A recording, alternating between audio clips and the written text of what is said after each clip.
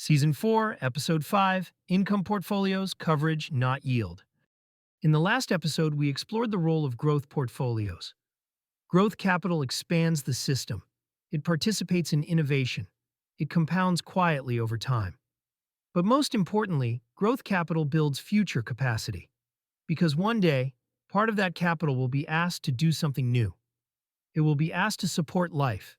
And that is where income portfolios begin. When people first hear the phrase income investing, they often think about yield. Which investment pays the highest dividend? Which asset produces the largest distribution? Which fund offers the most attractive income stream today? But this way of thinking can quietly lead investors in the wrong direction.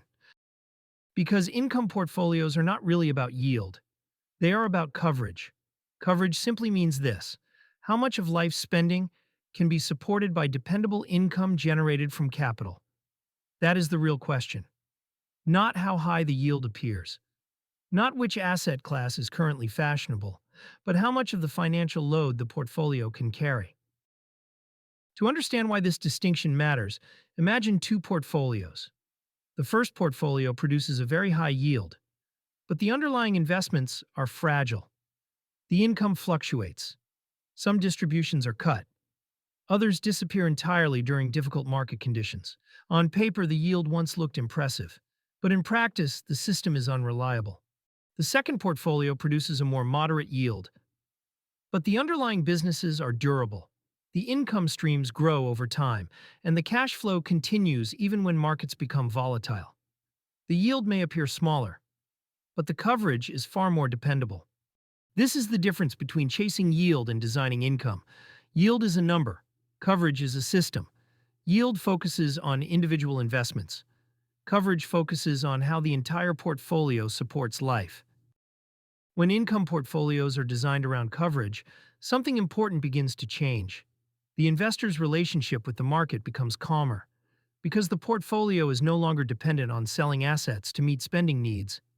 Income arrives regardless of whether markets are rising or falling. Dividends continue. Rental income continues.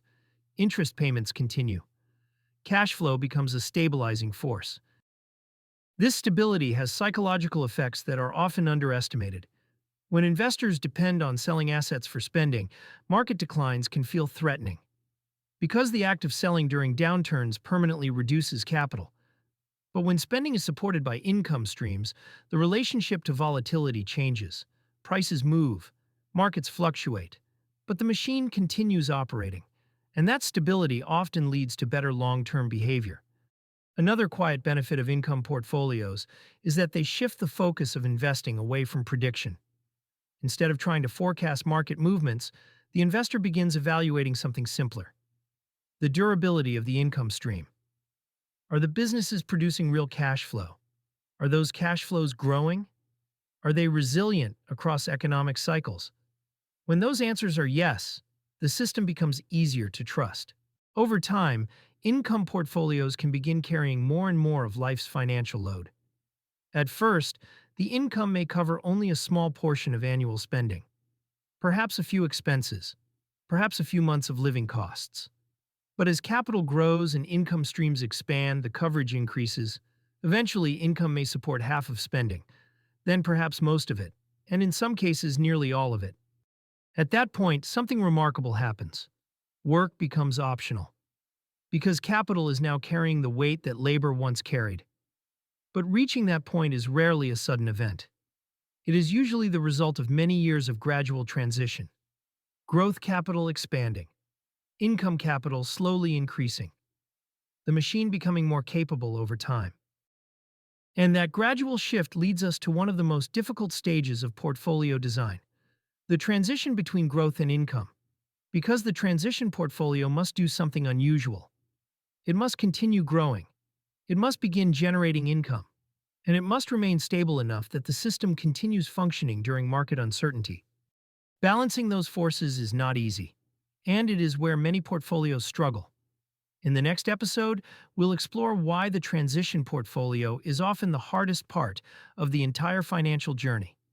Because it is the moment when the machine begins carrying real weight.